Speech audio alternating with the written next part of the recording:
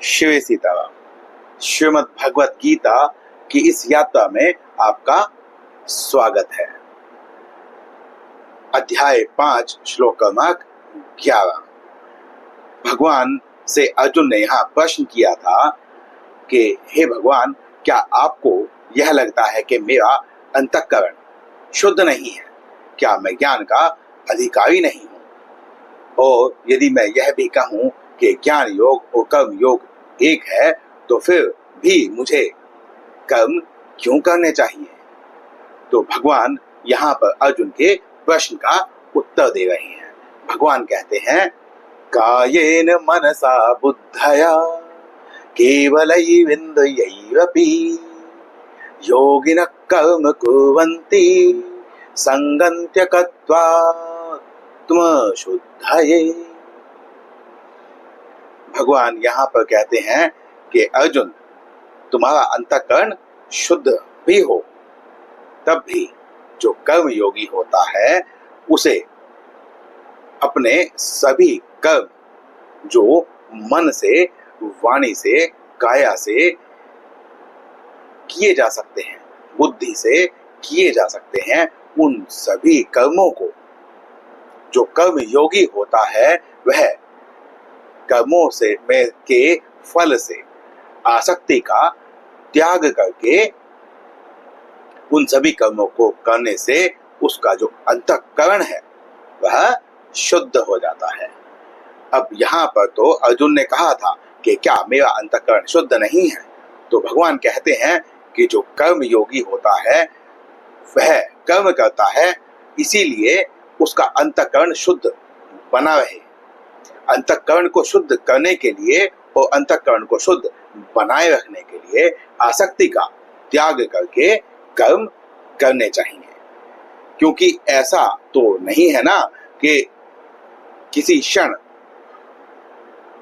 अंतःकरण शुद्ध हो गया है और उसके अगले क्षण में कोई पाप कर्म नहीं हो सकता है या आसक्ति पुनः नहीं आ सकती है। क्योंकि जब तक हम प्रकृति के संपर्क में रहते हैं तब तक प्रकृति के जो गुण हैं, या जिसे आप दोष भी कह सकते हैं, क्योंकि वह बांधते हैं, तो जो बंधन से छूटना चाहता है उसके लिए तो वह दोष ही है। यहाँ पर हम सत्व गुण, रजोगुण और तमोगुण की बात कर रहे हैं। तो यह अपने प्रभाव में कभी भी साधक को ले सकती है, तो उसका अंतःकरण शुद्ध बना रहे इसके लिए उसे सदैव कर्म करते रहने चाहिए। और कर्म करने से कर्मों में आसक्ति स्वतः ही समाप्त हो जाती है। जैसे यदि आपको कोई भोजन बहुत प्रिय है और वह भोजन आपको यदि हर रोज खिलाया जाए तो आपकी उस भोजन में से प्रियता चली जाएगी। इसी प्रकार जब हम कोई कर्म करते हैं तो हमें यह लगता है कि यह जो मैं कर्म कर रहा हूँ यह उत्कृष्ट है और इसे कोई देखे और देखने के पश्चात मेरी प्रशंसा करे, मेरी पीठ थपथपाए।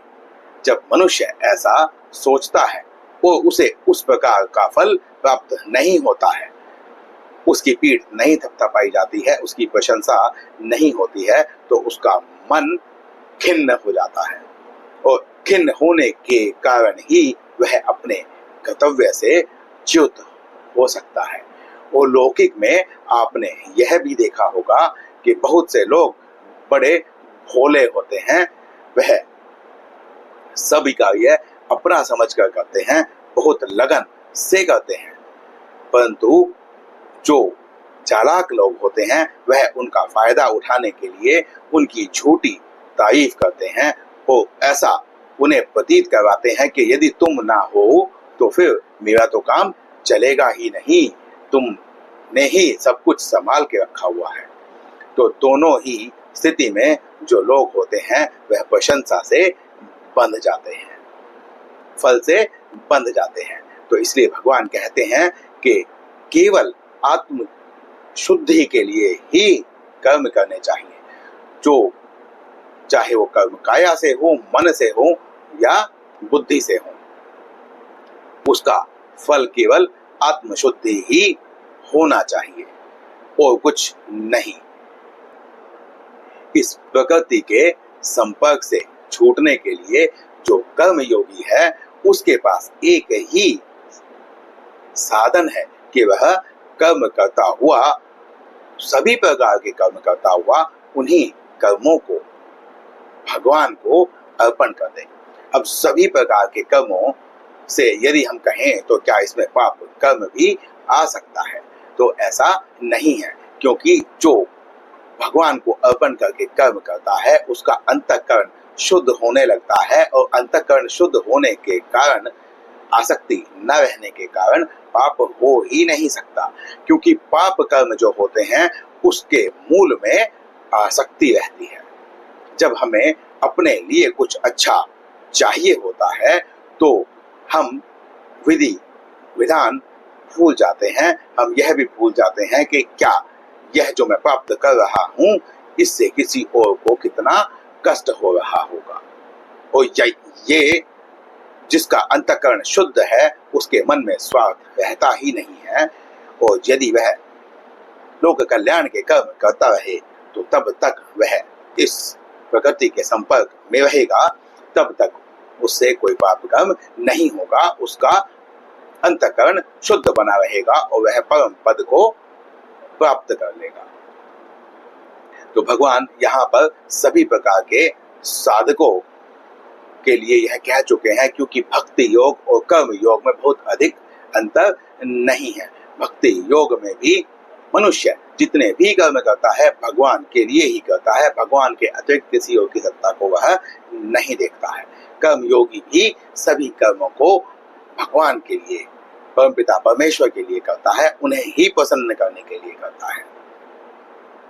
और जो सांख्य योगी है वह सब कुछ करता हुआ भी कुछ नहीं करता है, क्योंकि वह यह मानता है कि गुण ही गुण में बरत रहे हैं। वो यहाँ पर अर्जुन ने यह कहा कि मैं कर्म क्यों करूं, तो भगवान यहाँ पर बतलाते हैं कि तुम कर्म योगी हो, क्षत्रिय कुल में तुमने जन्म लिया है, और क्षत्रिय के लिए शुद्ध उसका स्वधर्म है, तो तुम्हें स्वधर्म का त्याग नहीं करना चाहिए। अगर यदि व्यक्ति स्वधर्म का पाप करता है तो उससे भयावह और कुछ नहीं हो सकता है। तो इस श्लोक में इतना ही, मिलते हैं अगले श्लोक में अगले वीडियो में। श्री सीताराम।